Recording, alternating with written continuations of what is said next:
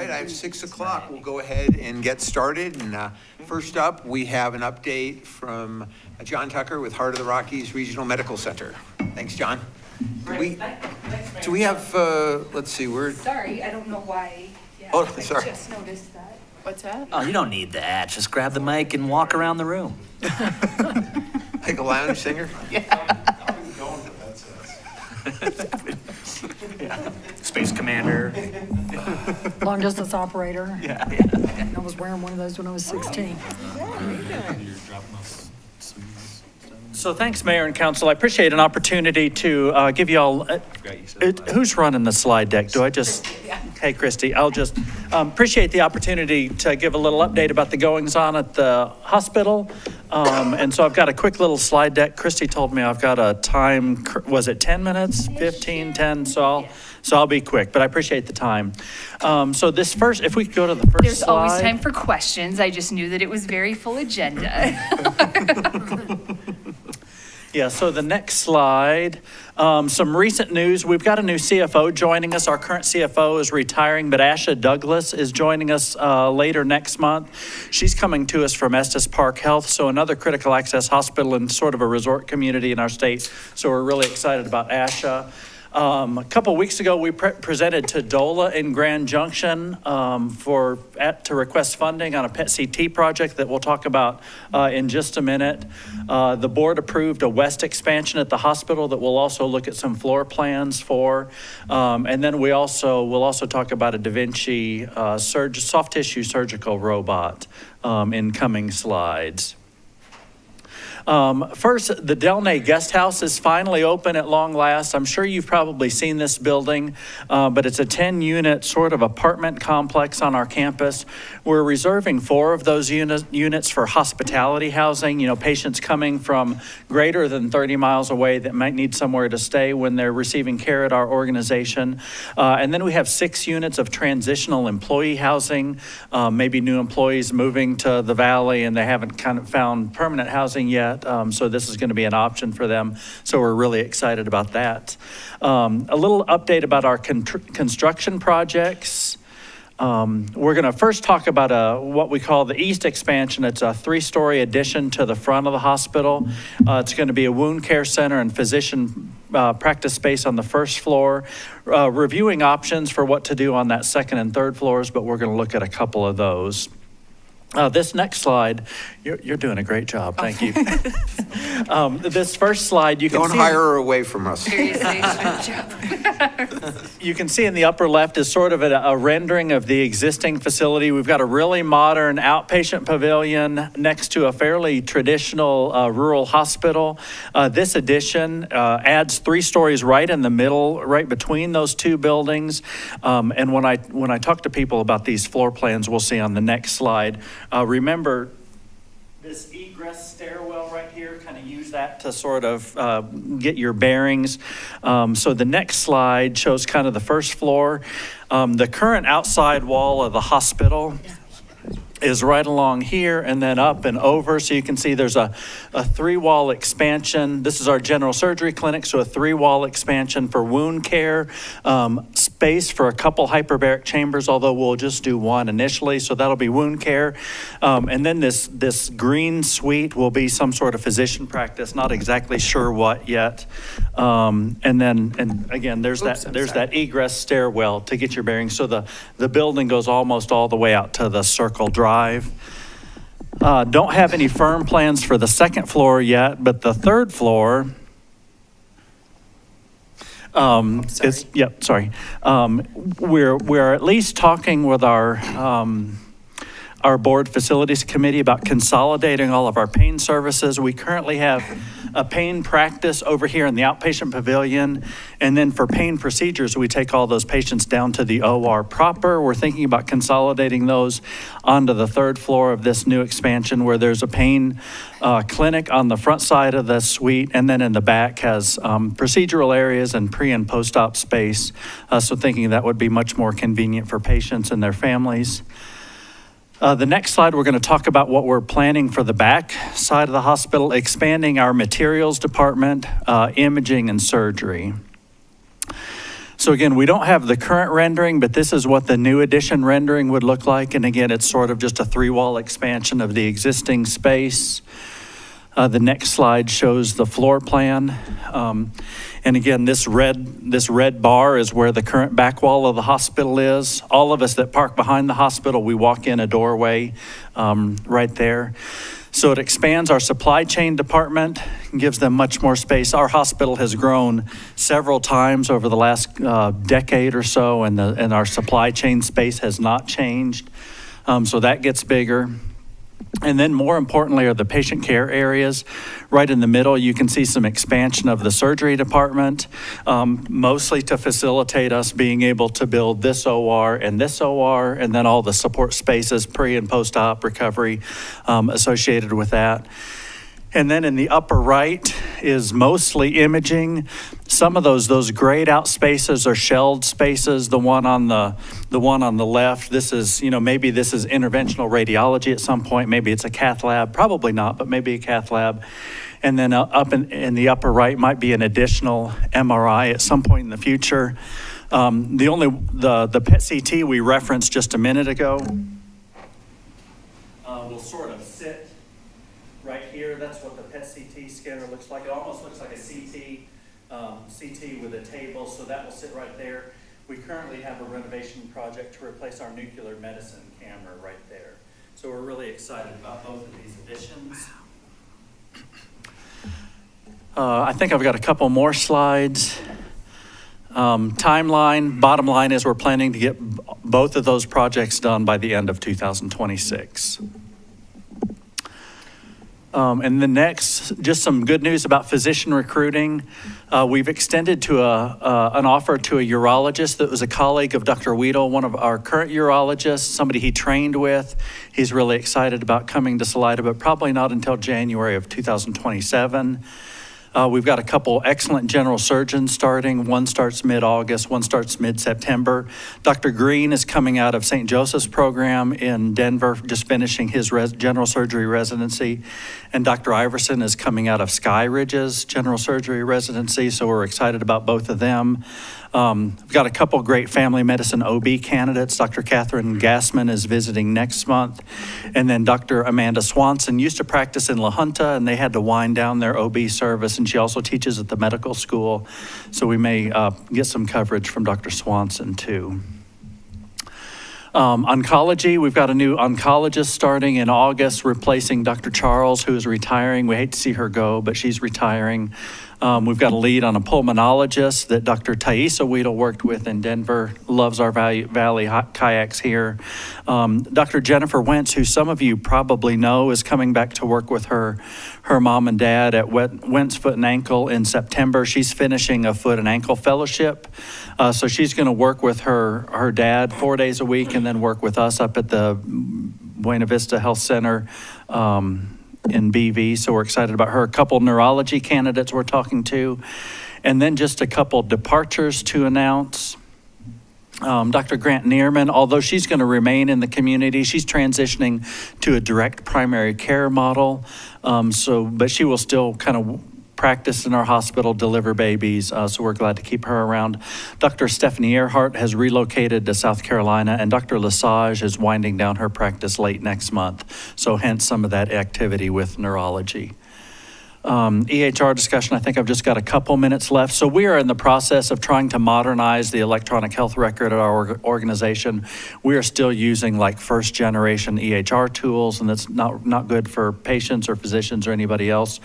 So we started evaluating 3 big systems, kind of the big 3 in the United States, Epic, Meditech, and Cerner. We fairly quickly crossed Cerner off our list and are now down to Epic and Meditech. And so we've got the next slide. So we've got site visits planned to Epic and Meditech sites over the next coming weeks. Expect to make a recommendation to our board, probably not at the July meeting, but maybe the August meeting. You can imagine how expensive and how disruptive an EHR transition would be for our organization, but it's a really good thing to do. And then lastly, we've talked some you may be familiar with a Da Vinci surgical robot. It sounds a little bit exotic, but it's really just the next iteration of laparoscopic surgery. I know a lot of you probably know or have had laparoscopic surgery where surgeons poke holes in your abdomen and insufflate your belly with CO2 and operate standing next to your bed with laparoscopic instruments. This is sort of the next version of that. This is sort of, I don't know why they made it purple, but this is a purple kind of pretend abdomen showing how the robot works. The physician still places the ports and trocars. And then these are with the kind of burgundy ends and the black shafts. These are kind of the replacement for the traditional laparoscopic instruments. But after the physician places those instruments, they go sit at a console and operate almost with 3D visualization in that console he's looking at, control all those instruments with their hands, fingers, and feet. Really just provides much more, less traumatic and more accurate surgical procedures. I think I've got a couple slides and we can kind of scroll. Oh, I guess I don't. Okay. So we're really excited about that. That robot actually arrived today. We have lots of other things to do before we can start using it. So we probably won't start doing cases until September, but just lots of really neat things happen at our organization.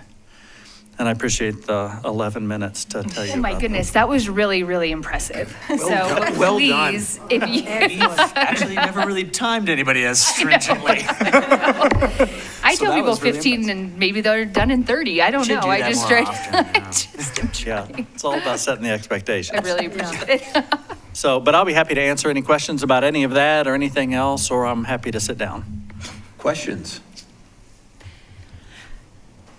Sounds like a pretty large expansion, and you feel confident that you can fill it with people? Yeah, we think we can. You know, we're concerned a little bit about some of the news we're hearing out of Washington and the impacts that that's going to have on states, especially like Colorado, that expanded Medicaid, because a lot of that Medicaid expansion seems to be the target of this current administration. But yeah, we're super optimistic. And we're building this not just for what we need next week, but really for what we think we're going to need for the next decade. Okay. I just want to say thank you. And yeah, that robot is very cool, very exciting. Yeah. Yeah, thank you we're so excited much. about it. We're a little bit, it has just become the standard of care, and we've been a little bit late to the technology. And John, when did you start? When did you move here to Salida? January, 6 months ago tomorrow. Well, we're really glad to have you in the community. Thank you. Glad to be here. I will say, as a former DOLA regional manager, Oh, yeah, if you've got any strings you can pull. I think I might have clipped some strings when I left, but I had the Well, we don't privilege know of- you then. Man, he's rough. 15 minutes, time frames.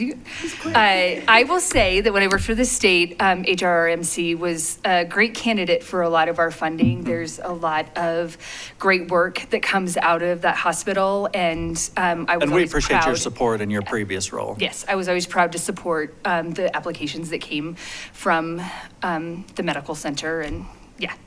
I was there for 5 days when I had Emily, so I will say that it was great service. Great. And my daughter had laparoscopic appendix removal, and you didn't have enough operating rooms at the time. And so she comforted me that she was going to live through it because I looked like I needed to be hospitalized. So I'm glad to see the improvements in laparoscopic Yeah, surgery. so moving all those pain cases out of the ORs proper really decompresses the OR, plus building a couple extra would set us up for the next decade. Yeah, so keep up the great work. I'm curious too, our Walmart draws people from everywhere. What's the hospital's draw? Well, I wish I would have, I have another slide for that, but that was one of the ones that got culled when Oh. Christy gave me my time limit. I love a scapegoat. Seriously. So I have Rough I Monday, have y'all. this map that I use when I talk to our new employees. So our service area is about the size of Connecticut if you were to stand it up on its end. We serve far outside of our district. Our northernmost practice is in Fairplay, and our southernmost practice is in Saguache, and then all the way east to Westcliff. So really far outside the bounds of our district. We think our service area is about 8,000 square miles and 55,000 people or so. Awesome, thank you. Does that wound care facility free up space elsewhere, or was that just not really existent? until Well, now? so it wasn't really existing, and if you can scroll down a couple pages to that front, so primarily, and then one more, I think. And so it was really more treatment space just for wound care patients in these spaces, but the main reason for this portion of the addition were those hyperbaric oxygen chambers. I don't know if you're familiar with that. It almost looks like an iron lung. Patients go in it and kind of do dives because they're pressurized with a very high oxygen-enriched environment. And the idea is to drive more oxygen into those deep tissues that typically don't get a lot of blood flow to try and improve and promote wound healing. Thank you. Okay, I think I- that. if I could just Oh, yeah, ask- please. Quick question, not so much about the expansion, but just of what you've heard so far in 6 months, you said? Right. Kind of around the water cooler, about housing. Obviously, we have a lot of discussion in this chambers about housing. Right. What kind of the challenges you're hearing, or what's working or what's not working? Any Well, feedback on that for Yeah, us? so we hear the same thing that y'all hear. I mean, it is encouraging to see all the development going on in town. So I was in Trinidad for a lot of years, and so Salida was always one of our favorite places to come. And so it's really encouraging to see all the housing that is going up. Unfortunately, I don't think it's been quite to the pace to help remediate the cost of living around here. So we struggle with the same things, which was part of the reason for opening that Delnay house. And, you know, I would hate to think that we might need to do something bigger than that at some point. But if we have to, we will, because that is a big frustration. Sometimes it's a barrier to people coming here, and sometimes people leave here just because it is so expensive. We do a good job with trying to keep our wage rates as competitive as possible, but at some point you just can't keep up. Thank you very much. Thank you. Appreciate it. Thank you, John. Okay, and our airport update. Hey, Zach. I didn't wear a watch on purpose. I've got a gong, don't worry about it. No. I did, and then he sent me a 56-slide presentation, and I said, okay. Except my slides are like, Salida Airport. Next. So why are we here? The Salida Airport is jointly owned by the city of Salida and Chaffee County. And it's critical for you, the respective leaders, to have an understanding of how vital that piece of infrastructure is for the community. Airport management team, you can go next. Each one adds up. So I'm the airport manager. I'm Zach. I have two coworkers, Ethan Smith and Justin Mann. And then we have an airport advisory board that their job is to advise both the city council and the county commissioner on action items and things that are going on at the facility. And of course, we have Aaron as our liaison from the city, and P.T. Wood and Don Reimer are kind of our county representatives. And we have Dibble Engineering as our airport engineering firm. So you can just click through again. So we're one of 66 public use airports in the state of Colorado. We have a field elevation of 7,523 feet. We have one runway 624. We have 29 existing hangars at the facility right now. I could change that slide to say 4 new ones are underway right now. And we have letters of intent for 40 more hangars as soon as we extend our taxiway. We're at 40 based aircraft, and our operations are actually now in the 8,000s, closer to 9,000 now. And fuel sales, we sell about 72,000 gallons a year. So in the past, I've been the airport manager for 10 years now. We've essentially tripled our fuel sales and tripled our operations and over doubled our based aircraft in the last 10 years.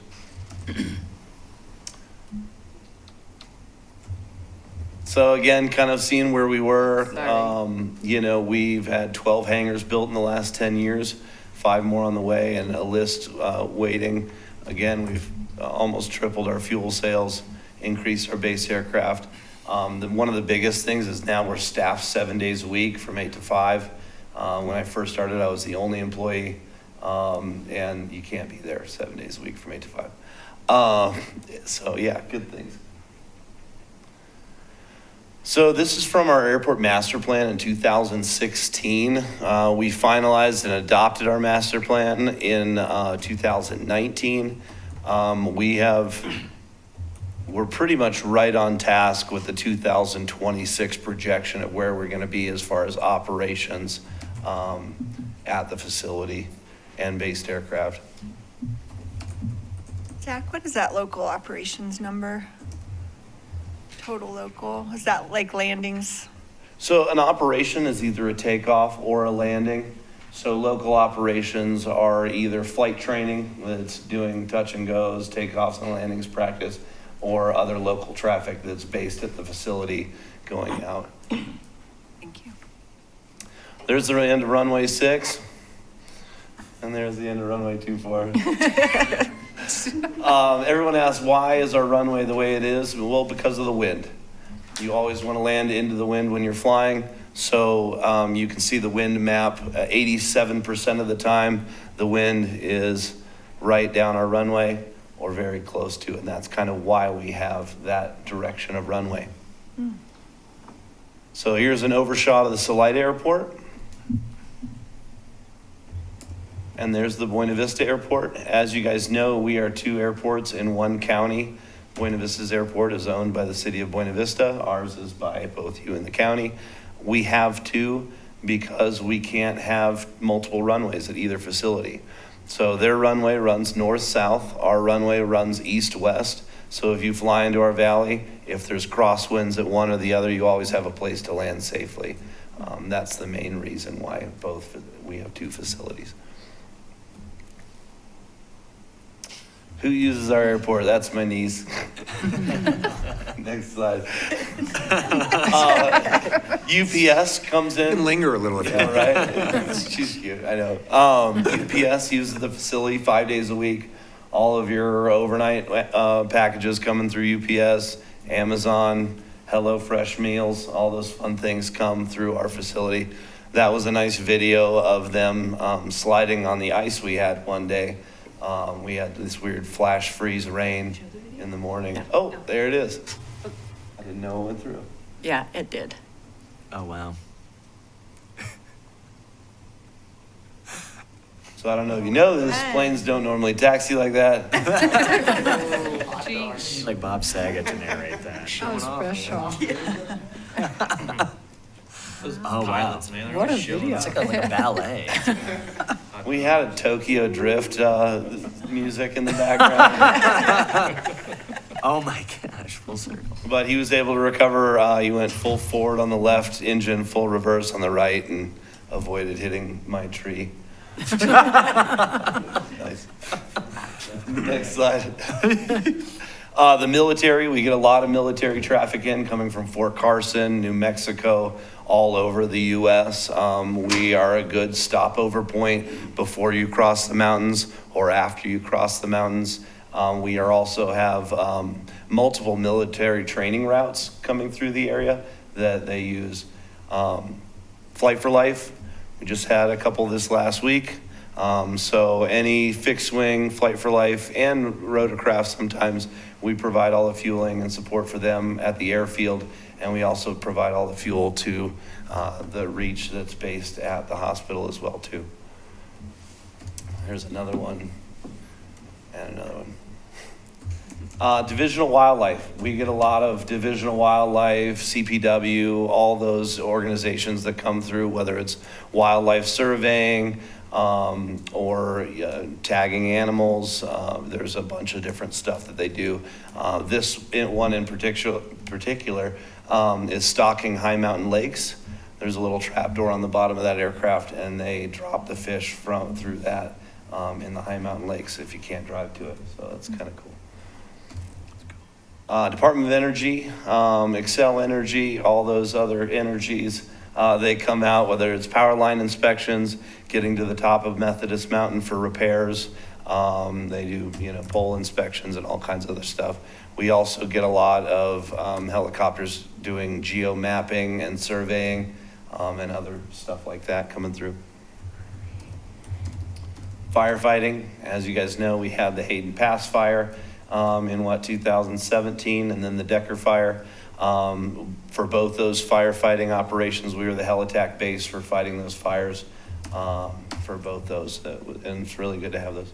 So I remember how fuel sales really spiked during that time. Have they stayed up at those levels pretty consistently, or?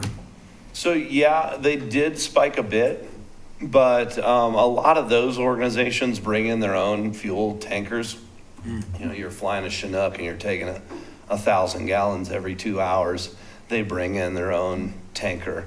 And we had an agreement through those operations that we got a flow fee for every gallon they pumped off of their own. We still got a little bit, but yeah, even with the spike that we had, we stayed at those levels since those fires.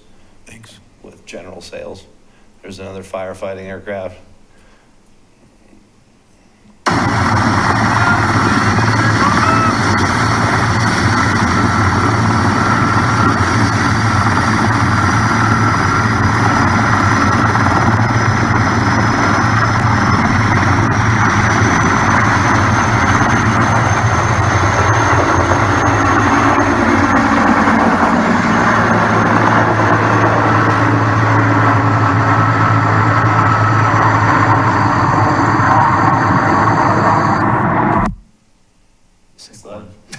It's a nice rotor.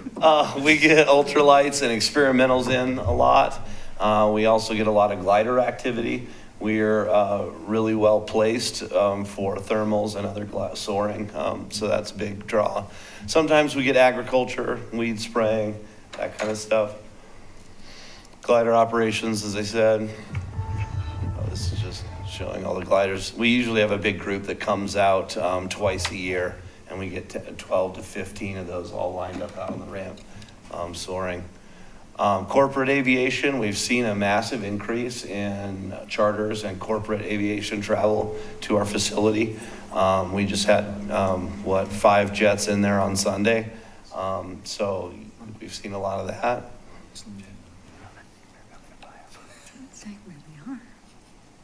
Charter operations, that Pilatus was based out at our facility for a couple decades there.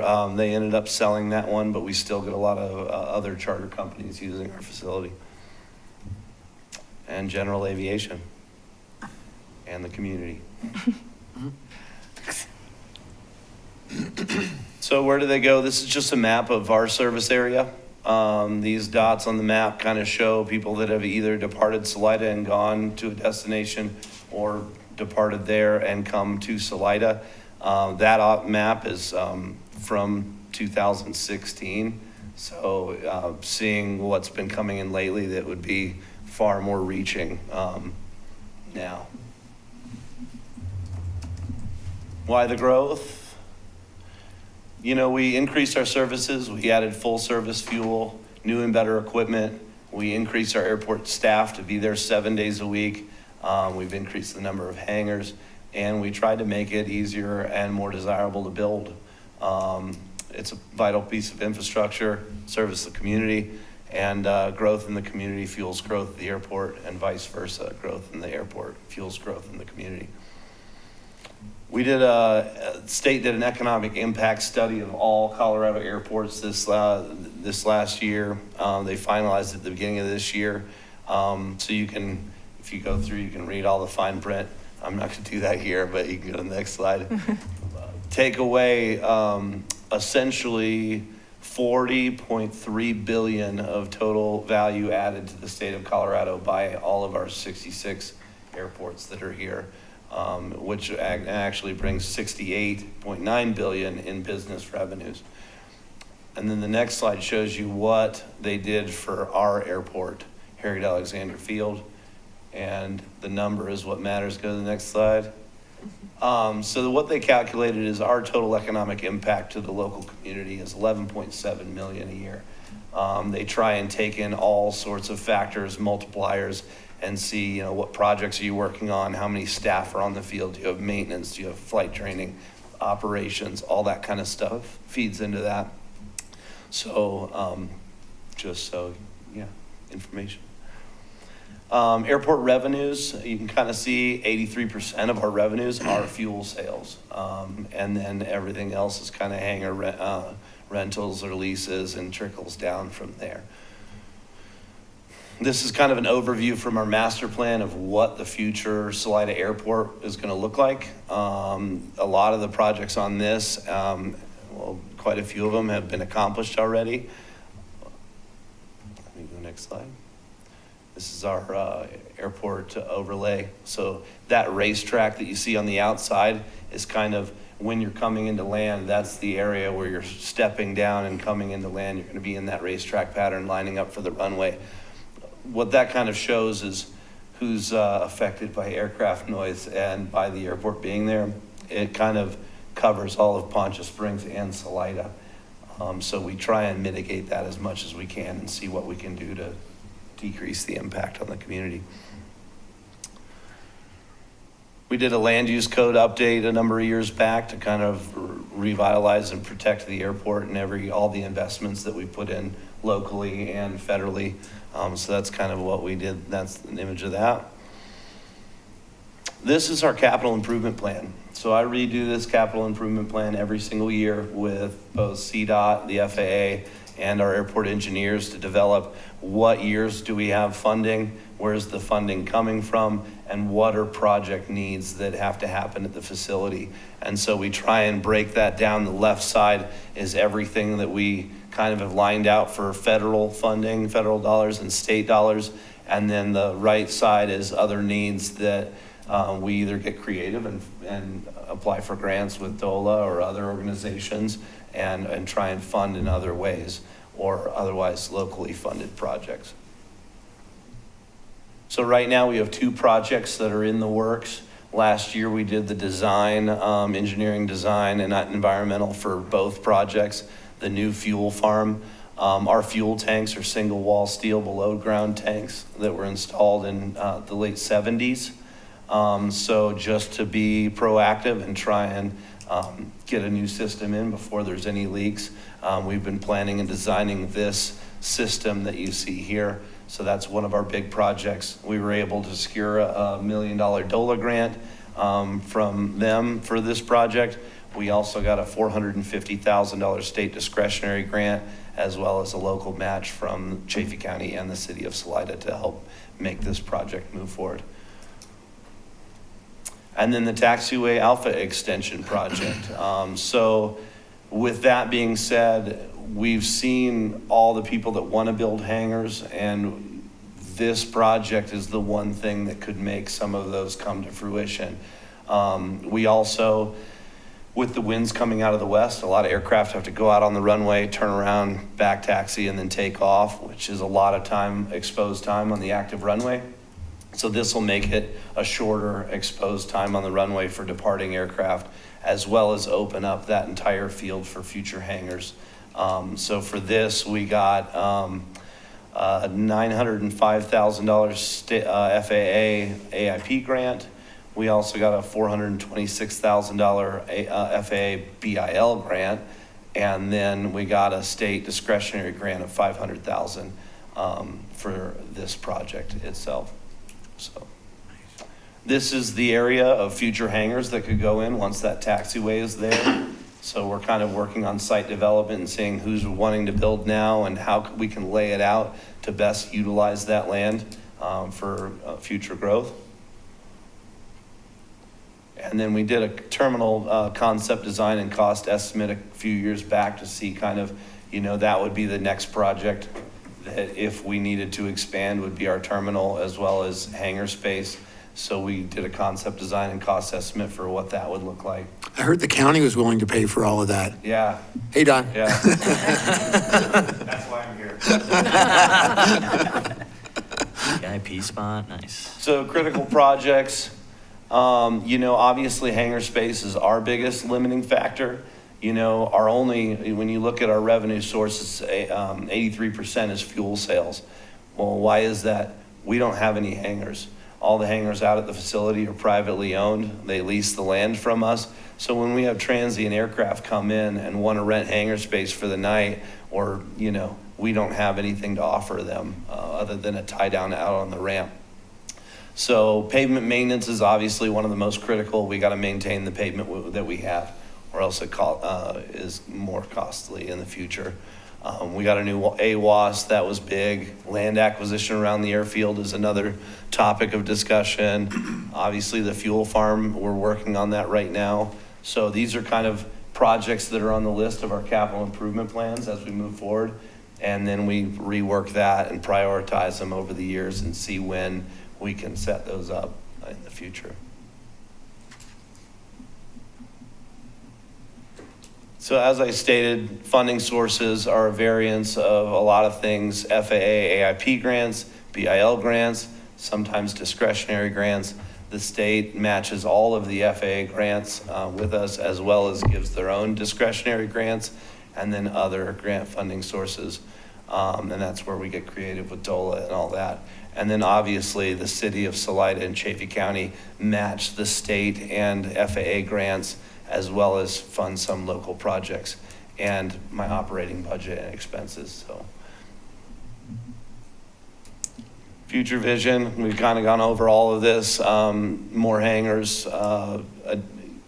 flight training, we got that now, aircraft maintenance, fuel operations, all that kind of stuff.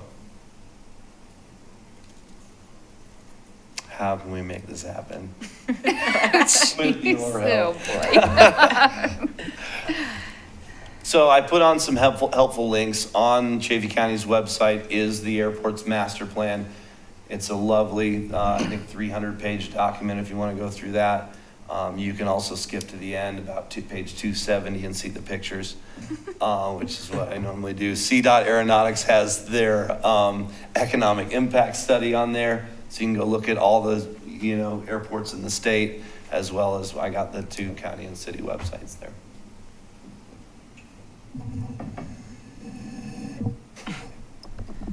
Come fly with me, let's fly away. Does that offer stand anytime? Yeah, just give me a call. We'll work something out. Any questions? Any questions for Zach? I do. Zach, first of all, thank you so much for all the great work you guys do out at the airport. Do you have an estimate of your ask from the city that will be ongoing to help execute on your master plan? To go ongoing, I think it's kind of one of those things that changes every year based on our projects that we have. It's around 100,000 towards my operating budget is what it normally should be if we aren't doing 5 million in projects at the facility. So, if you want to get with me, I can go over more Sure, no problem. pinpoint numbers for that. Anything else? I do. So it looks like you have a 3-man crew out there. So you have yourself and 2 people that help you. You guys do everything out there: groundskeeping, fuel, maintenance, winter, summer, all of it. Is that enough for 7 days a week? There have been times that I really wish we could have more, or make I'm full-time, Ethan's full-time, and Justin's part-time. So if we make him another full-time employee, that would help out greatly. Usually I'm also on an on-call basis, so even if it's my day off or after hours, if something happens, I'm the one who goes out there and takes care of that. But that is something that we're going to be looking at in the future with all the increased traffic and operations and everything. We plow the snow, we mow the grass, fuel the airplanes, do everything, so. Yeah, that's a lot of work for 3 guys, Yeah, or 2.5. exactly. They're not just normal guys, though. And then, Thank you, Justin. Councilmember Stevens. Hey, Zach. Thank you for this presentation. It's great. One thing I've never really seen on any of these master plans is, I guess, just talk a little bit about safety at the airport. Like, if there's any kind of incident that happens in the airport, on the runways, like who is the first responders? Yeah, that's a good question. So, usually in the incidents that we've had, obviously, we're a staff of 3. So it's not like, and usually there's one person there, sometimes 2. So it's not like we're running out there, we're throwing on a jacket and squirting a fire extinguisher on the aircraft. So usually first things call 911 and get Salida Fire and everyone headed out there. And then kind of we assess from there. The master plans normally, when they're paid for by the state and the FAA, they're looking at facility requirements, infrastructure, that kind of thing. You know, as far as going over, you know, your emergency response plan would be another thing that you do on the side separate from the actual like scope of the master plan. And it's something that we really want to start looking at. I know we have the new fire chief that he's wanted to come out and kind of see the layout of the facility and see, you know, Yeah, that's kind of my next ingress, like how do you question. If there's any kind of, like, if you have worked with with Chief Junkie or the new, or just the firefighters in here and had a plan or done any kind of mock kind of, scenarios where you call them up, see how long, like, I don't know, how long does it take for them to get there? What's the response time? We've talked about doing a mock kind of training with them. I know that with Doug, we had a few real incidences where they've can't come out, and they were very responsive and good on that. But, it was really busy this last fall, and so I'm looking forward to working with the new chief and kind of talking about how we can be safer out at the facility and make their lives easier and help us out with that. One last thing, I kind of mentioned the community comes out. September 6th is our air show this year. So kind of mark that down on your calendar. We will have the fire department hopefully working with us on the day of that event. But that's going to be really big. We've got some good performers this year, and it's free to the public. Gates open at 8. Show will start at about 10. Well, thank you very much. We appreciate it. Yeah. Okay. See you tomorrow. Thank you. Yes, he'll be Next back up, tomorrow. Visionary Communications update. I went over time, I know. That's okay. And I just forgot to ask. It's never happened before. Oh, you can ask me. I think we take $1 out of the budget for every minute, Zach. He's not kidding. That's what we do. Hello, everyone. My name is Brian Shepard. I'm with Visionary Broadband, and here just to kind of update you, not quite as important and interesting as an airport or healthcare in your community. And actually, quite the contrary, probably one of those things where you're like, why do we have to talk about broadband? But just kind of wanted to give an update on where we're at in both the community at large and the city in general. So we're going 18 months since we purchased Aristata Communications. And, the primary thing we focused on once we purchased Aristata was upgrading and making the network a better quality network. And so the last 18 months has really, really focused on making it a better network, so to speak, versus expansion here in the city. We have been upgrading all of our wireless sites, to which some folks within the town limits or city limits do subscribe to, but mostly out in the community. We've been upgrading with a lot of battery backup, generator updating the equipment we're using, because what we saw when we purchased Aristata was really a network that needed a lot of help. It had a tremendous amount of potential, but it needed a lot of help. And that's what we've really been doing, is putting that capital investment in there.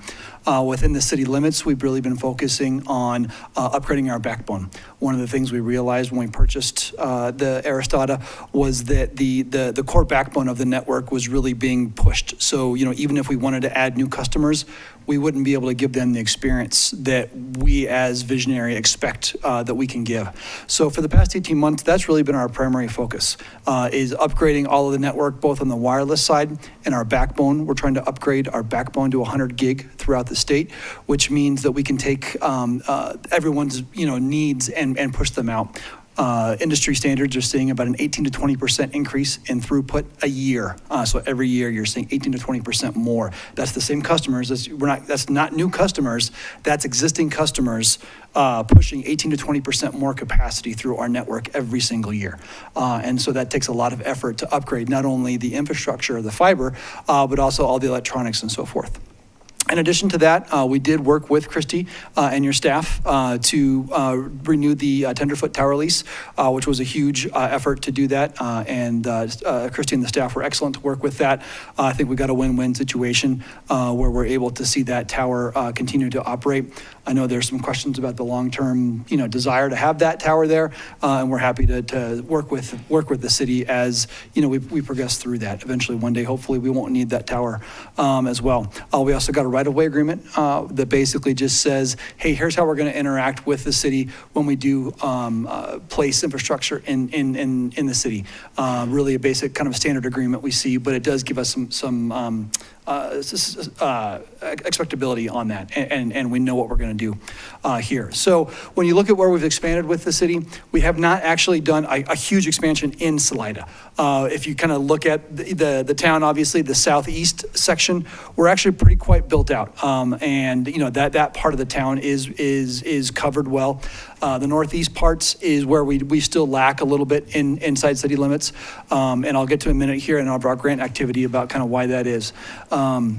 We are working with developers, so as new developments get up, whether they be MDUs or single-family home developments, we are working with a lot of developers on making sure that we get connectivity to those new households, again, whatever they happen to be. We are working with some of the other folks, a place to age. I know we're working with those. Wendell Pryor is a close confidant of Visionary, and we're working closely with him, again, to meet the needs of the community as some larger expansions come into play. We actually are working with Heart of the Rockies as well.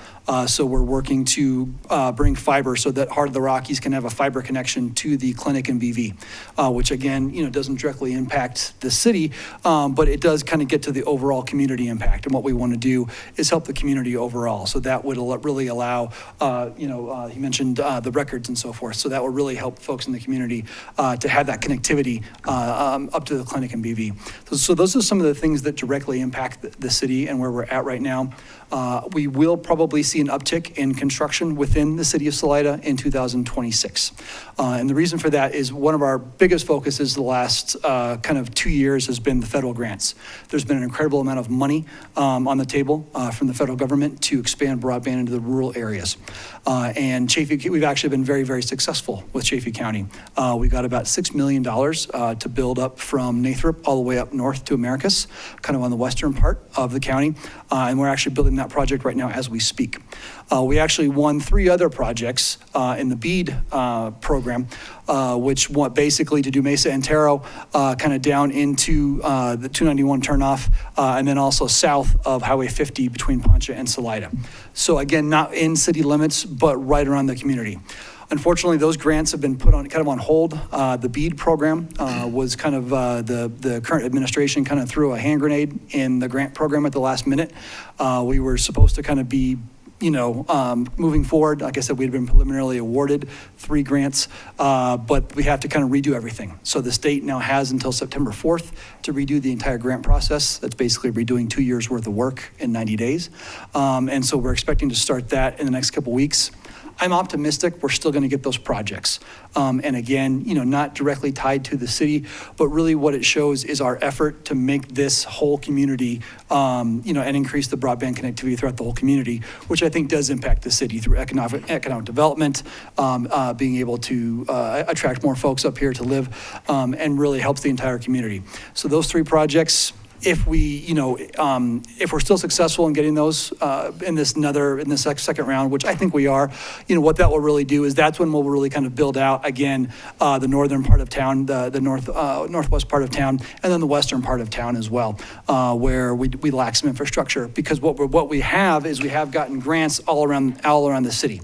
There wasn't any availability of grant funds in the city because they considered everyone in the city served. Basically, all of these grant funds, what they said is, if you don't already have broadband to a certain speed, we're going to give you money to get out there. Well, because of both our existing network, the Aristata network, as well as Charter, a vast majority of the folks in the city of Salida were considered served. So there was very little money to actually invest into the city. So what we're looking to do is use these grants that we're getting that are right outside of the city, and then once we get those and start working, we can get some economies of scale and then finish off and build out the entire city as well. So our ultimate goal is basically to have fiber to about 95% of the folks that live in the city of Salida within the next couple years. So hopefully, again, once we can get those grants and the money flowing in 2026, that's what we'll see. So that's really about all I wanted to kind of update you on, and just really wanted to make myself available for any questions that you might have regarding what we're doing in the city, the service, or our expansion in the greater community. Questions? Is your plant being built out with power backup? Yeah, so the fiber infrastructure doesn't really require that much power backup other than at your main hubs. And like one of them is right down the street here is one of our main fiber hubs.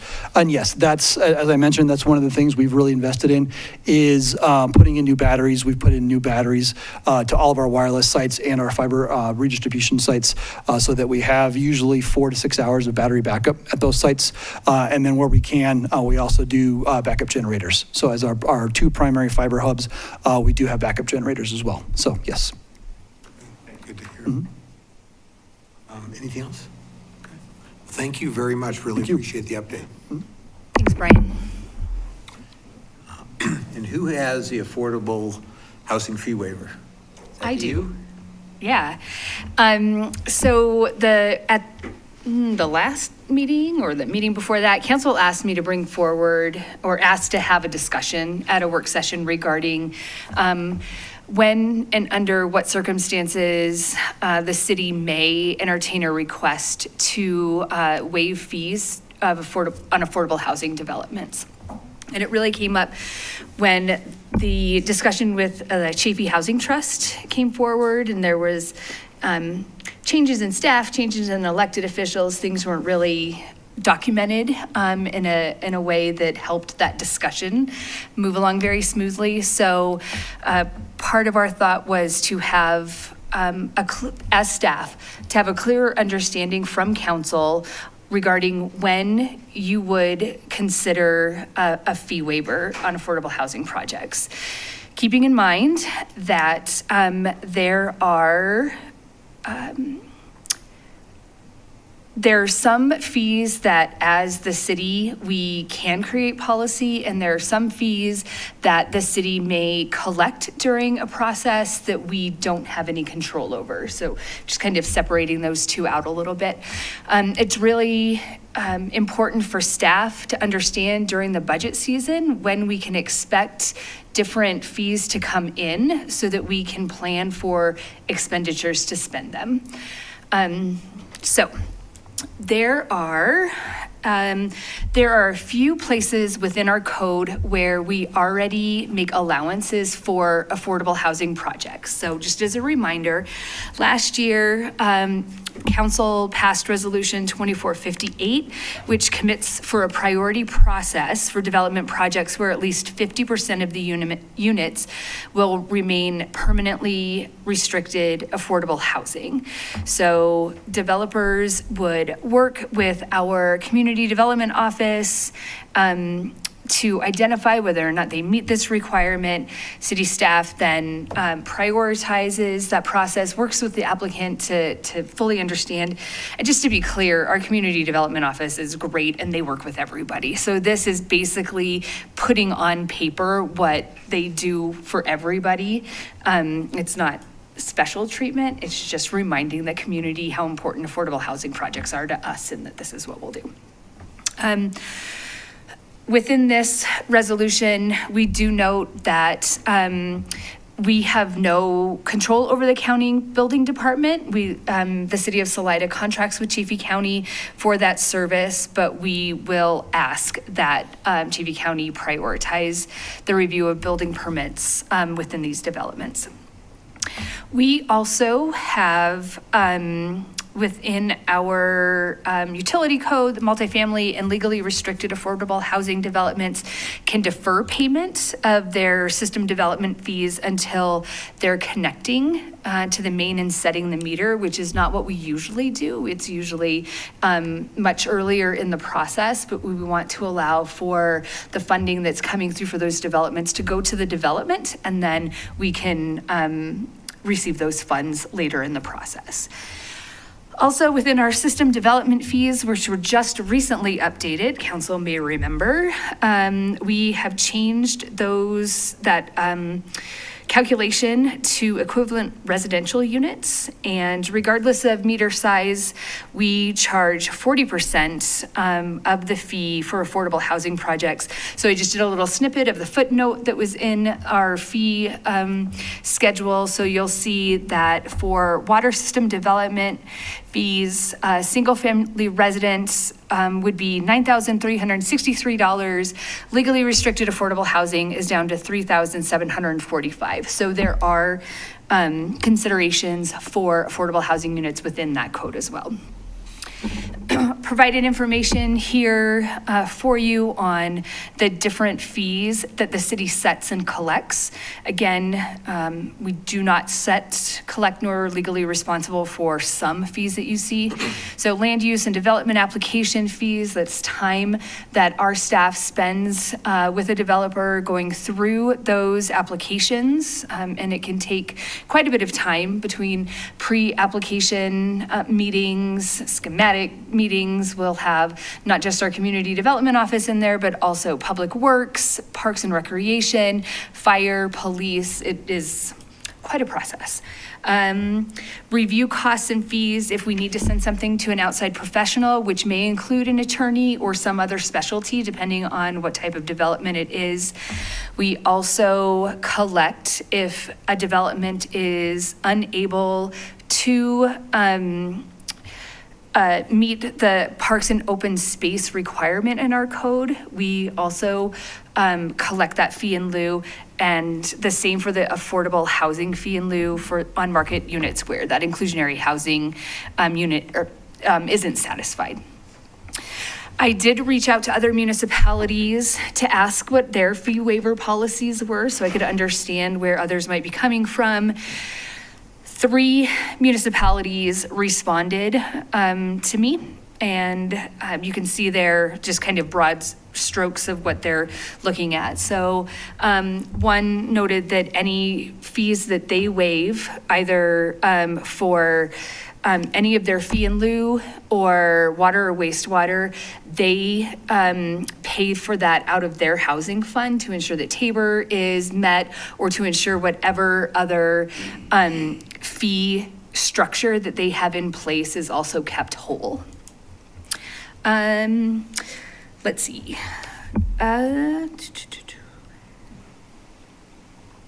Another community noted that the council can grant an exemption once they have made a determination that the waiver is in the best interest of the public. And for this community, it encourages significant social, economic, or cultural benefits, and that's something that they determine within their community. And a third community talked about supporting essential community needs as identified by the council strategic plan and the city's comprehensive plan. So in all of these instances, it really goes back to what the council has identified as a priority for the community and what they've established within their strategic planning process.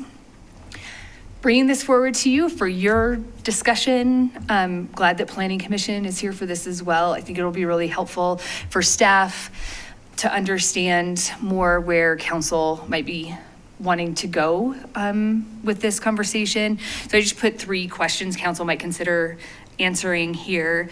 Is council interested in staff creating an actual policy for waiving fees? And if so, what fees are you actually wanting us to look at? What parameters should staff be taking into consideration? So would a fee waiver only be eligible for perhaps a nonprofit development partner versus a for-profit, or would there need to be a certain number of affordable housing units within a development that would trigger this conversation? And then maybe finally, or maybe it should have been first, what really is the end goal for City Council for this policy? And so we can understand it and can mostly adjust our budget and budgetary expectations on developments as we go through the process, because we're starting the budget process. So, yeah. Would like to begin? I see you reaching for your mic. What fees are we not able to waive? The school impact, school fees, And those go directly to the school. right? Any building permit fees that they have to pay to the county. I think those, looking at Bill, looking at Chrissy, those are the major ones. Yeah. Question for staff. Would it be helpful for staff to have a fee waiver policy in place?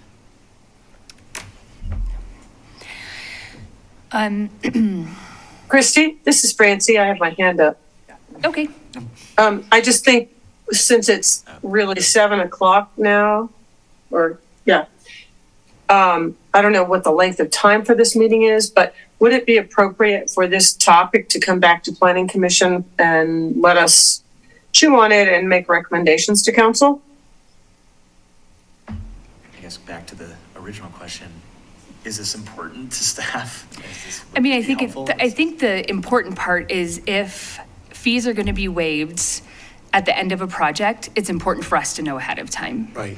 That's the point. And I get that CHT was an anomaly, but it still is part of that process for us. So if the council feels that there are going to be instances in the future where you will want to waive the fees for affordable housing projects, it would be helpful to have that policy, because at this point throughout, we as staff say, we don't waive fees. It's actually our policy not to waive fees. And so if that's changing, that is where it would be important. And we're going to talk a lot.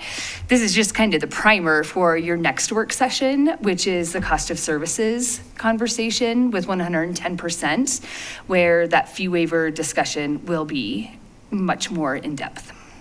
I have a quick question.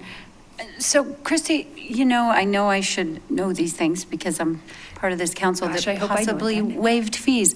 Are we doing it often and we are not realizing it? Is it making a mess for Amy? Or how often are we waiving fees and how much are we waiving? Maybe we should go back to that question and say, you're doing this and this is what it's costing the city as a number, or you're not really doing this? We can get that information for you, maybe. I don't know if we're tracking money that we don't get, to be honest Right. with you. Right. I mean, if think the we've waived bigger- it. Yeah, I think the bigger opportunity is for staff to have a better and more clear understanding of council's direction when we're talking to nonprofits who don't want to rent porta potties for their events. Housing developers who would like to have, a little give in a certain area. Staff generally gets put in a position, and we are the paid professionals, and we are not complaining about that. Right. But staff does tend to get put in the position of trying to read your minds when we are working in development processes or working with nonprofits to understand what value a certain organization or a certain activity has over another organization or activity. So I can't speak to how often, but when it happens, it's difficult for staff to kind of, bring forward the right information, I guess. Yeah. That doesn't answer your question. It would seem that without a policy, there's danger of being very inconsistent in how this is applied. Yeah. I just don't know if it's ever been. So we. A planned development, right? Well, we had a situation, that situation with the Housing Trust a few years ago with a different council. And at the time, we had made it very clear we wanted to win on the housing front and we waived fees, but there was change at the staff level and the council level, and it was with the Housing Trust. And I think we made the right decision to do what we did and to honor that. But other than that, it was the flour mill, which was a really unique plan that was brought before us in terms of how much of it was going to be affordable. From my point of view, it has to be something pretty extraordinary. And I definitely agree with that. It needs to come out of the housing fund. I like that idea too. I think at least that way we are forced to weigh it even more heavily, not that we didn't weigh the decision with the Chafee Housing Trust heavily, but I hate the idea of it being pitted against other city departments like Parks and Rec not getting the funding they need, because there are things that I would like to see that department doing too. But it's continually struggling for the funding to do those things. So I like the idea of looking at the housing fund for fee waivers so that our other departments don't get robbed of critical funds that they need. That's fair. Second that. Is there a threshold of deed restricted affordable housing that, like our last resolution was 50% deed restricted? Is that, do you want something like that in there, or do you want some flexibility? Also, the nonprofit versus for-profit development. I think that we need to just avoid fee waivers. We're on an incredibly tight budget. When we waive fees, we create an unlevel playing field, and that's something that this council has pushed back hard against, not wanting to create one. I think that the limit that we set before, 50% affordable housing, is the correct one. That you have to be doing a lot for the community for us to even have this conversation. We have made allowances for affordable housing in the code, and that's it.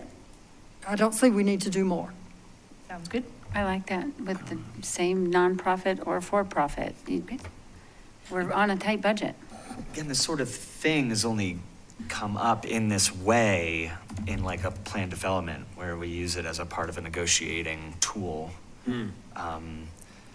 It's not like it just, comes up casually or flies under the radar. It's something that's like heavily discussed in public over and over as far as the negotiation process. That's what happened with that housing trust and Flour Mill. So just, I'm a little confused about, it's kind of insinuating that there's just been these waivers happening willy-nilly. And there really haven't. There haven't been, but by the time it gets to the That's why I asked, council, are you're we not doing part of it? that negotiation.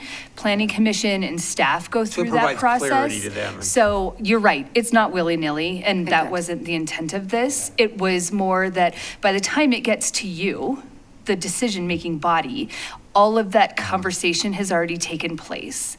And so knowing what we're bringing forward after the negotiating process is something that you all are supportive of, is helpful for staff. And I would think on the topic of nonprofits, they would have the opportunity to go for grant funding to cover some of these things that they'd be asking to waive fees on. And of course, the city delivers a lot of those grants through the community foundation. So that might be an area we would want to direct nonprofits to go. My understanding is that at 50% affordable, it's a nonprofit situation regardless of the tax status of the organization, right? Yeah. What? I don't want what was that? From our conversations around the flour mill, it's where I gather that at 50% affordable, it's not a for-profit. It's not much of a for-profit situation. Right. And I would just say, in the 7.5 years I've sat up here, there's been exactly one of those that has been brought to us. Yeah. Right. Yeah. Just like literally The Greenheart subdivision was also one that was changed after the fact. Oh, yeah. So, I think council is much more Chrissy, aware of the. this is Francie. I think there's clearly a need for a policy. Whatever that is can be debated, but I think your question was, do we need to have a policy? And I think clearly we should. Let's create a policy that says we don't do fee waivers. Well, No, whatever get the some policy clarity. is, it needs to be debated and discussed. That should be And it needs to have a thorough discussion about that, whether it's we don't do it at all, or whether it's we do it for nonprofits, or whether it's we do it for 50%. I think that staff needs to have a policy, and I don't think we can come to that conclusion in a 15 or 20 minute discussion. Would So it what be I'm hearing helpful for is that- next week Perhaps we don't call it a fee waiver, we could call it a fee transfer. If we're not waiving fees, the discussion would be more around, will the fee that would have been paid by the development or developer be paid through the Salida Affordable Housing Fund? And then that discussion can take place. Yes. Would it help for next week? You said there's, not next week, 2 weeks. There's information coming in 2 weeks? We'll before have you- the cost of services analysis with 110% that we've been working on with recreation and arts. So kind of staff can continue to put this together. This has been really helpful, the parameters that everybody's looking at and kind of the timing for it. And then I just wanted to let you know that we're going to talk about fees all of July. The theme of July is fees. Fun. So I can use this, Yes. bring it forward, and we can go from there. This has been helpful. Okay. Awesome. Thank you. Thanks, appreciate it. And finally, the Planning Commission gets to really weigh in now. Thank you for your patience.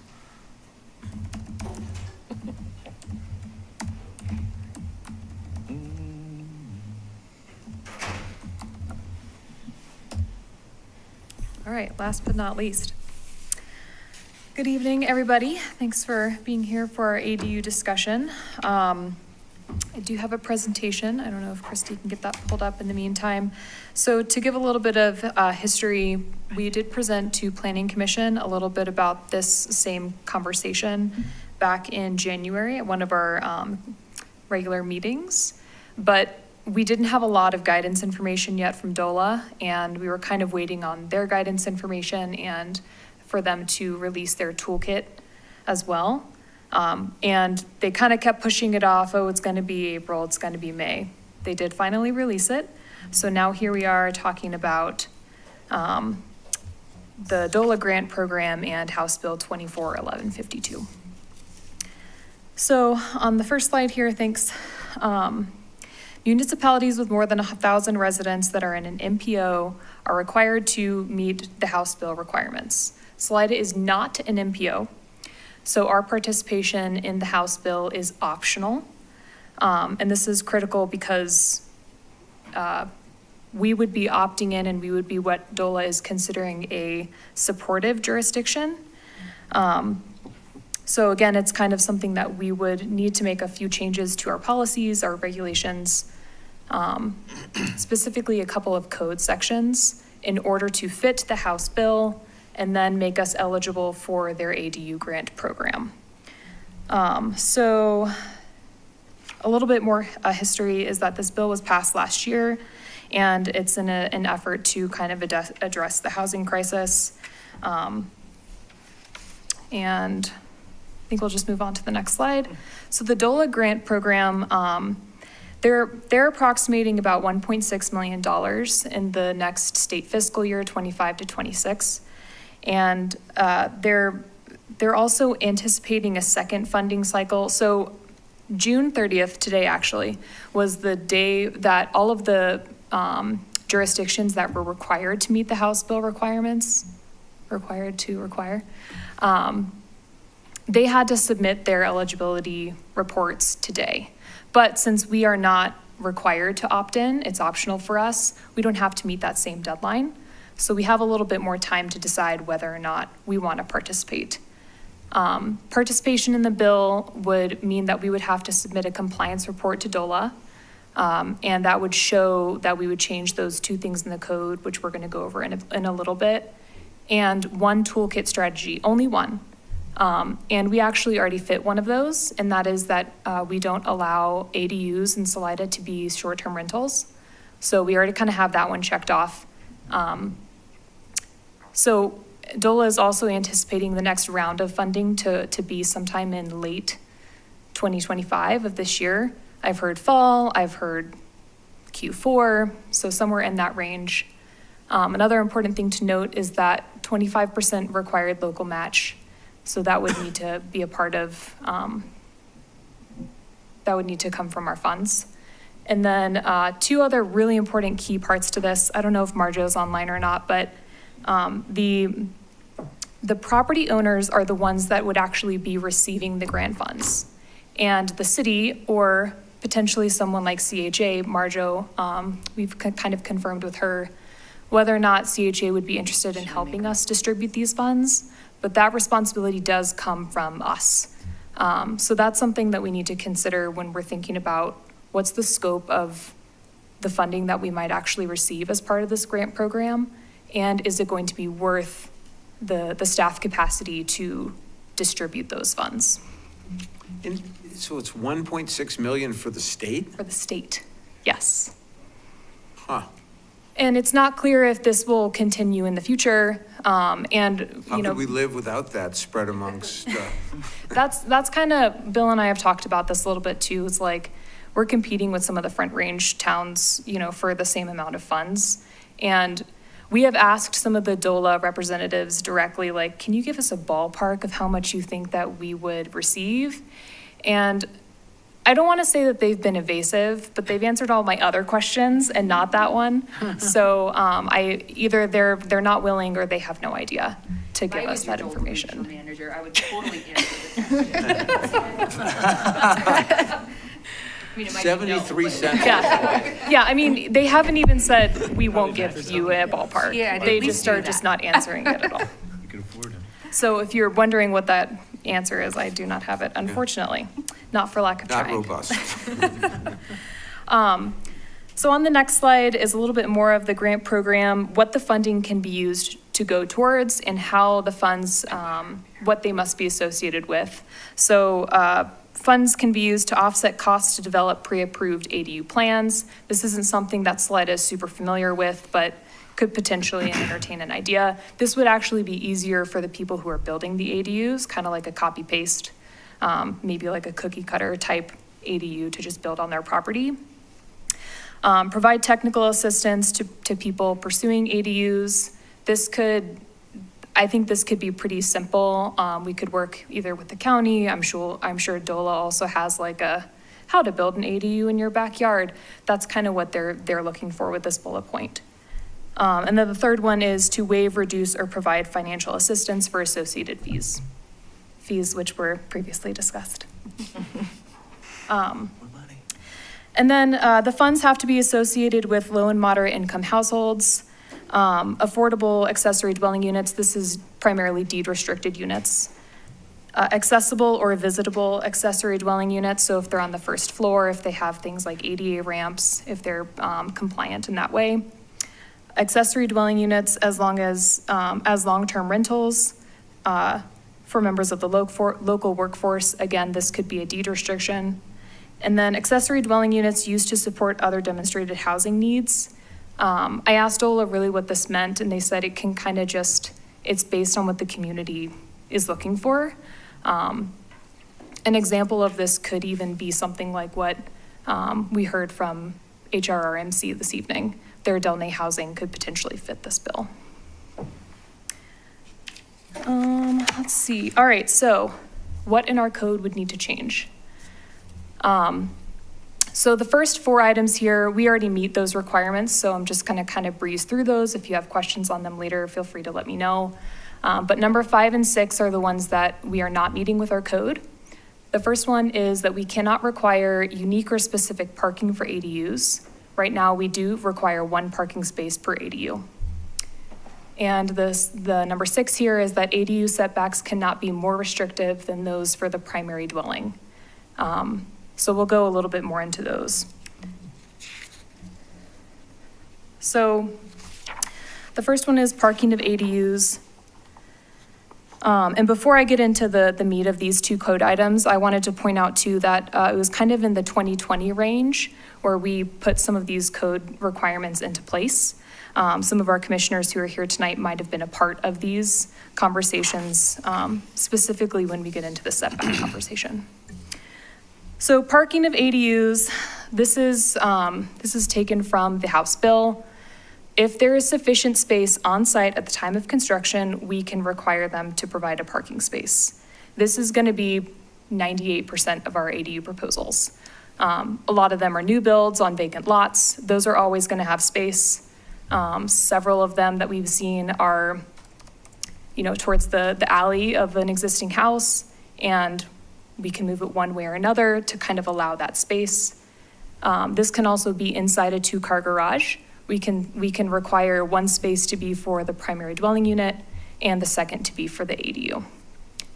Number 2 is a little bit more tricky, I guess, and that's because it has to meet all 3 of these items. And the one that gets us the most is that the block prohibits on-street parking. That is almost nowhere in Salida. Oak Street has some, with the new bike lane in place, there's a couple places where potentially there's not any street parking, but even then, there's not a whole lot of residential lots that face Oak Street. And number 2 is going to be very rare for us. I think that's most of it. Other lots that utilize their full building footprint will be the most challenged. These are going to be in spaces like in our C2 downtown district and potentially also on historic town lots, those skinny lots that are like 25 feet wide and the 150 depths. All right. So our setback language. This is what I was saying a few minutes ago about how Planning Commission worked specifically to implement these requirements. And in general, they were in an effort to kind of alleviate what we call bulk plane. So like not having those ADUs peering down into our neighboring yards and to control height based on proximity to a property line. So these 2 excerpts are from the code down here at the bottom. And I'm showing in red where this piece of the code is what would need to be removed. So since most of our setbacks for primary dwelling units are 5 feet, we cannot, if we were to fit the House bill requirements and want to qualify for the DOLA grant program, we could not have a more restrictive setback on the ADU than we would for the house. So since it's 5 feet for the house, it would need to be 5 feet for the setback, regardless of the height. And another thing to note, considering we have a pending land use code update, is that right now this is slated to stay the same. All right, so next slide is on timing. So again, there's not a true due date for this because our participation is optional. We would need to show compliance with DOLA prior to applying for their program. And if their next cycle is happening in late fall, we would want to make sure we're submitting that compliance report before the application phase is open. So the first round of funding is going to happen in August. And then again, we're hoping that second round will be towards the end of this year. All right, so what do we want from you guys? Basically, city staff wants to know, should we continue to, not continue to pursue, but should we be changing our code language to fit the House bill requirements so that Salida can be eligible for the grant funds? And I'm happy to answer questions. Could the answer be conditional on them adding a few extra zeros to the grant amount? I wish, yeah. Do they have any limit on the funding to the homeowner who's proposing for this grant? I don't think that DOLA has provided any information on funding either to individual residents or to the municipalities. And it seems like they're trying to, target the city that might fall under their initial criterion, right? I don't know that that's necessarily true. How many of those cities are? Yeah, I'm gonna put A lot. It's anything that's an MPO. So, I mean, it's really, I mean, Fort Collins down to Pueblo, yeah, basically. yeah. So you know, Can you, can you please use the microphone? Thank you so much. there was 100 cities, and then we're talking less than 100,000 per city, right? Yeah, I mean, it's not always going to be like the same amount per city, and Right. it's going to be on a first come first served basis as all grant funding is. But Right, yeah, we're definitely competing with some large cities here. right, thanks. The Colorado current population is what?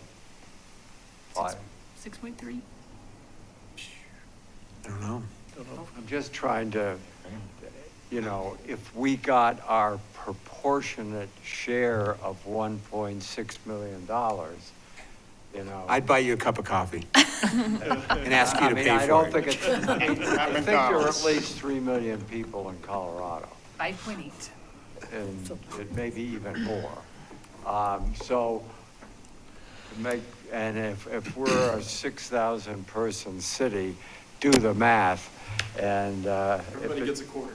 Yeah. Is it worth it? yeah, if we do the work for do it what we're gonna get? proportionally, it might be enough to help to waive fees for one homeowner.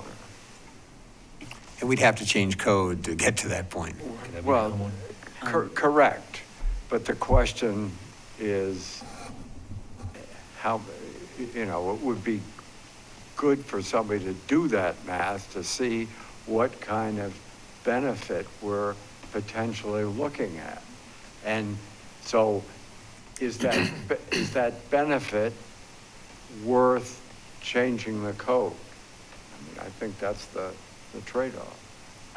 And Bill, maybe, would you like to speak to current concerns while we're rewriting this code and how as it applies to this subject and maybe what people have stated as concerns?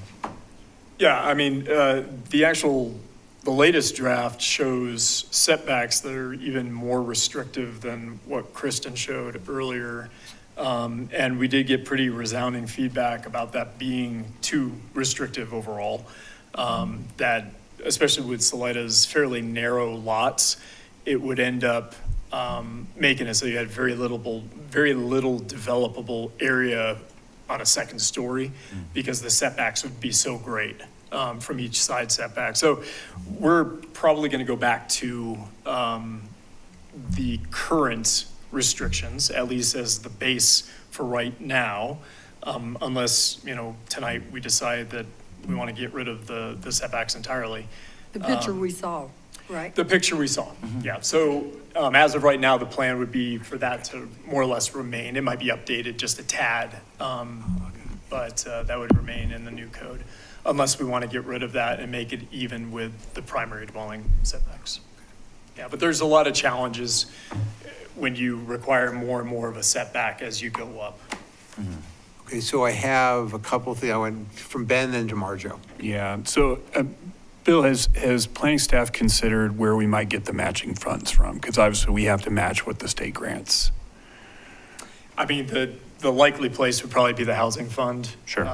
But we're starting to look at the housing fund for a lot of different things. We are, So yeah. you got to question the availability of those funds. So It could be under the cushion fund. Yeah, the state buys a cup of coffee, we have to buy one too, is really what I'm getting at. Oh, I'm going to have Marjo and then we'll come back. And Marjo's online? She is. Hi, can you hear me okay? And Marjo, thanks. Hi, everybody. Thanks for giving me an opportunity just to respond, and I really appreciate the consideration of both agenda items tonight. On the ADU program itself, I want to clarify the difference between funding that is available for the individuals who are interested in building and what will help them pay for that, and what an ADU program would be that would be supported by the state. So through a partnership with OEDIT, CHAFA will actually be administering a fund that provides low interest loans directly to property owners within this program. So there's a second pool of funding that helps for the cost of that. And as you know, like interest rates are really high right now, and it really bars anybody trying to include an ADU. And so they're currently going through a process where they are doing feedback on that specific funding program. The funding for the ADU program is more administrative, and it would help cover the cost, for example, of providing assistance to individuals taking some of the pressure off of staff, for example, providing access to these specific ADU designs that are going to be provided through the state. There's a number of benefits to the program itself.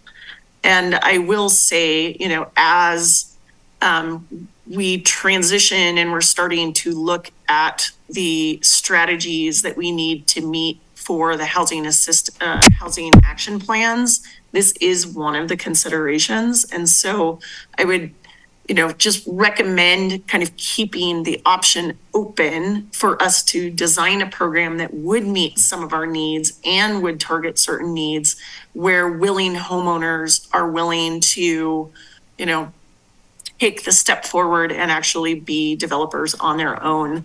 A current development of a ADU is very difficult to achieve in terms of those costs. So what this really does is find ways to help bring down the cost in high cost regions like the mountains so that ADUs are still part of the housing solution.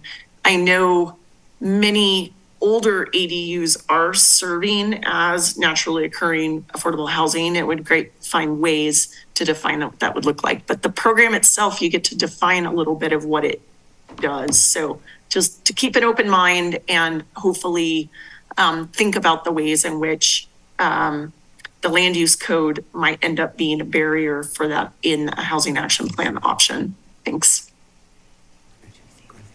I was just going to make a couple of points. One is that it's very easy for us to change the land use code should there be sufficient money available, and if that to be the barrier.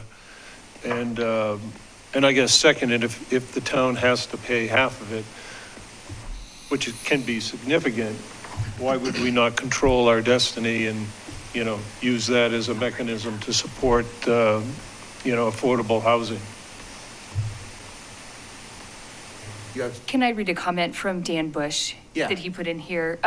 He wrote, honestly, I view this as another tool in the toolbox, removing some relatively minor, we should discuss how minor, major they are, requirements could be beneficial in the future. Let's not cut off any potential areas for funding. Francie, I don't know if you want me to read your comment. Your hand is raised. Maybe you want to make the comment yourself. Yeah, I'd rather read it myself. I guess when we were first presented with this, it seemed like, wow, why wouldn't we do it?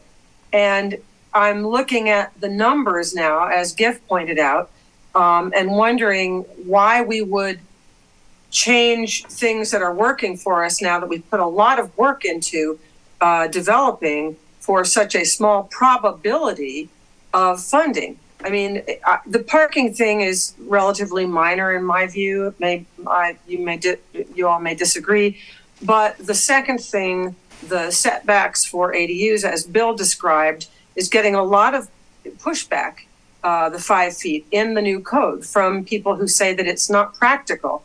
And we put a lot of energy into developing those setbacks and the various heights per setback, so to protect the community, so that somebody's not looking at a 25-foot wall 3 feet from their backyard. And, I know, Greg, you and I had a lot of conversation about it and a lot of input.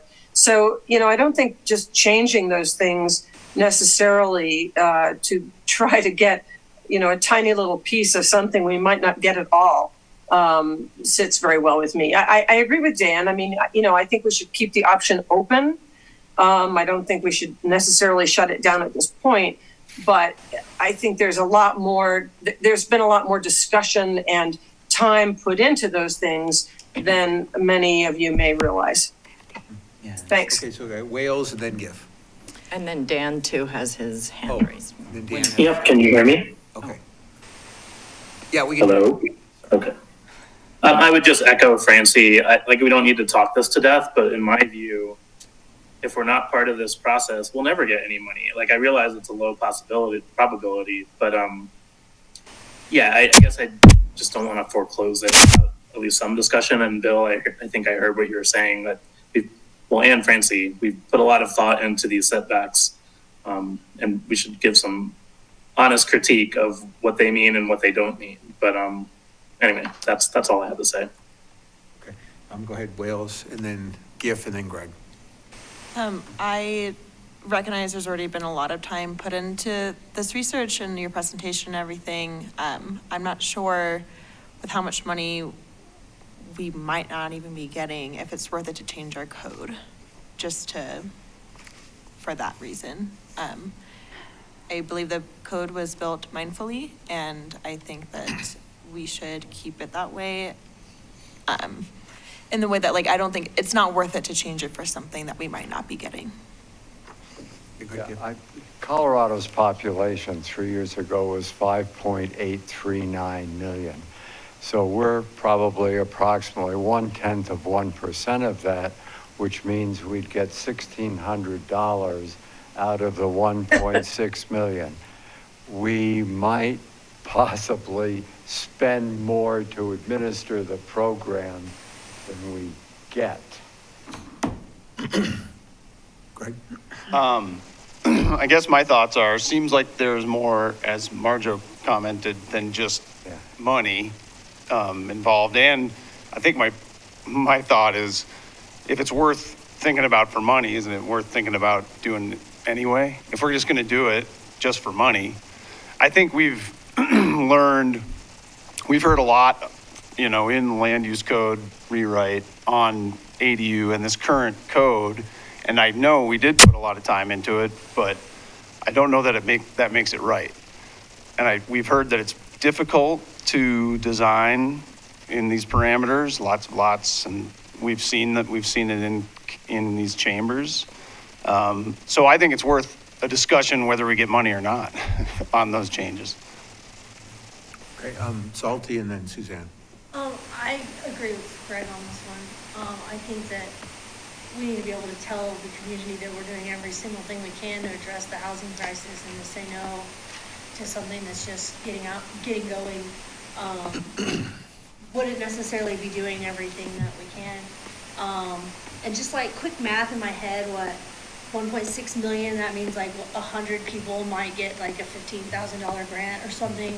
So our 25% match of, if we even get one of those, is like $2,500, but the benefit to the community, remember, 25% of like $10,000 or $15,000 is $2,500 roughly, I'm guessing. But like, so I wouldn't, if we even had to spend a few grand here or there to help one community member who benefited from it, great. But overall, like, the other community members who get the ADU assistance and who get access to the plans and who get to participate and be a part of the solution, because the housing crisis it's not gonna be solved by one major solution. We gotta have a whole bunch of spokes in the wheel, and I think we should do it, but that's just me. Thanks, Suzanne. So I went through before the meeting and I looked at the 2022 community needs assessment, and all of the communities said affordable housing. 69% of the assessment, those surveyed, it was like 7, I even wrote it down somewhere in here, and it was overwhelmingly affordable housing. So I would like to see us move forward with this, but the cost for this, the cost to administer the program, I don't know what that would be, and that is big for me. Saying, we'll just take that out of the Affordable Housing Fund. We just talked about that. So are we providing affordable housing at a cost to the Affordable Housing Fund? I mean, which one's better? To use the Affordable Housing Fund for something else, or to use it for this? So to me, a key takeaway would be, how much is the cost to you? You would be administering this, or someone else, your labor. What is that cost for this program? Not the 25% so much. The 25%, I'm not saying $1,500 is not significant. It is. But what is the cost to administer the whole program and to start this up? So that, to me, is big. But as a city, we need affordable housing. So if we can help, and I'm not sure there's going to be a huge rush for everybody to jump out there for this niche right here to go and build an ADU anyway, so they would be having to look for this program. But I think it's something I want to look into. I just don't know that number, and I don't know that you do either.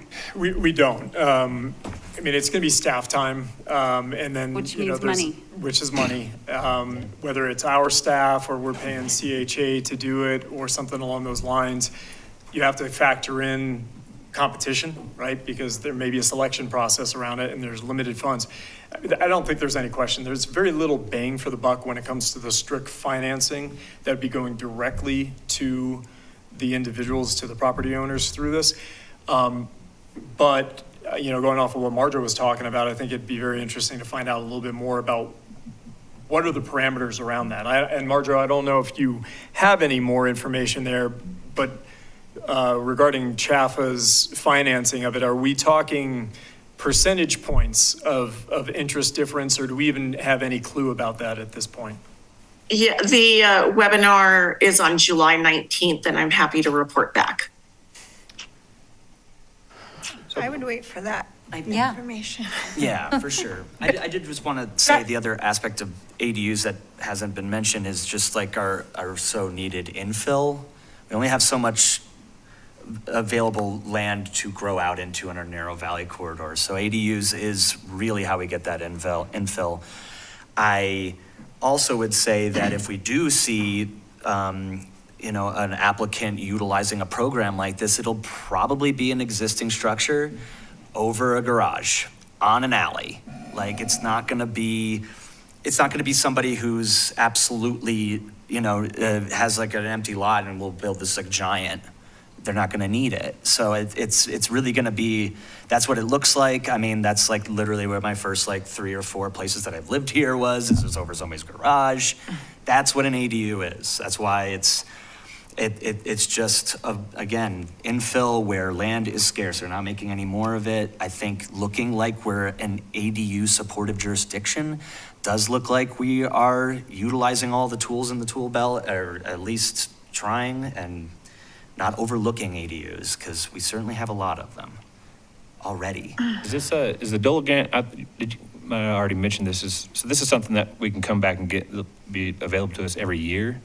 We can keep applying for it, or how often do these come around? DOLA is anticipating the second round of this to go out at the end of the year. We don't know it's also based on the current funds. Will they get more funds for this? Will there be future cycles? We don't really know that yet. So it's, even though, 1.6 million to the whole state, if we do get this or we don't get this, if we do go through the process to get ourselves eligible for it, that's, like I say, another tool in our tool belt.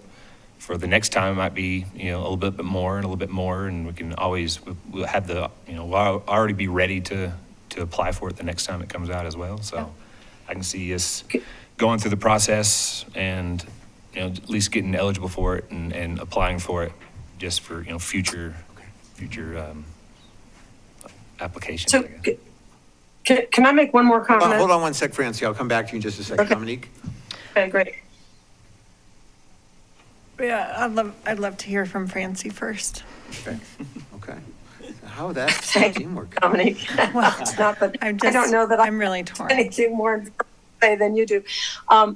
I guess in listening to this meeting and the earlier discussion about having a policy for fee, whatever you want to call it, fee waivers or, the money, my thought is if we were to change our code to adapt to this particular requirement with the parking and with the setbacks, for a few individuals to take advantage of it and take money out of our housing fund, are we shooting ourselves in the foot by not protecting the housing fund to be able to have those funds available for projects that benefit more than one person?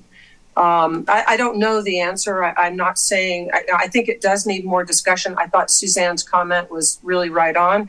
I think before a decision can be made, we need to know what the cost of it would be, in addition to, how many changes are we willing to make to our well thought out code for something that might not be available past the end of 2025. Mm-hmm. So those are my comments. Thanks, Dominique.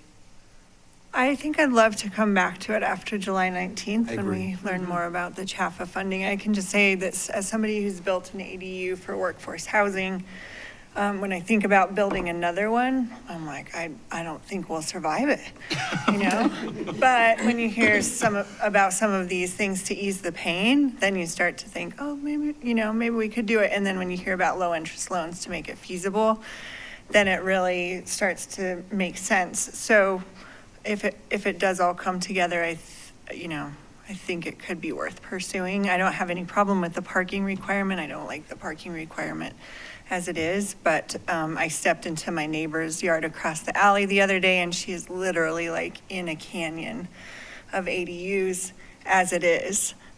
She's also in a, like, what's currently zoned commercial, so on First Street. So, but, you know, I hate to see those kind of changes, and it's already an ADU village over there, so. Thanks. Yeah, absolutely. There we go. Could you clarify that, so if I'm reading this correctly, if we had to change the setback requirement to meet primary structures, does that mean an ADU at 5 feet could be 35 feet tall? No, height is one thing that is accepted from this program. So you can still have a height requirement on an ADU. Okay. That's different from the primary.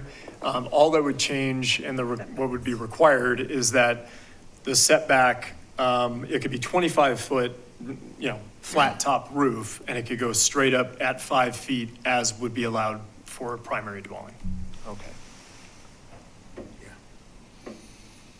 So we wait to the 19th? Yes. Sounds Get some more We should clarity? be able to put this on the August 4th work session, Okay. if that works for you, Marjo, since you're the one attending. Does that work for you guys? Yeah, that'd be good, because we're anticipating the code going in front of Planning Commission, at this point at least, August 12th. So it'd be really nice to get the feedback prior to Planning Commission considering the land use code. So we'll try to turn that around as quick as possible after that meeting. Thank you, everybody. All right, thank you. Thank you. Thanks, everyone. Thanks, Francie. Recording. Let's do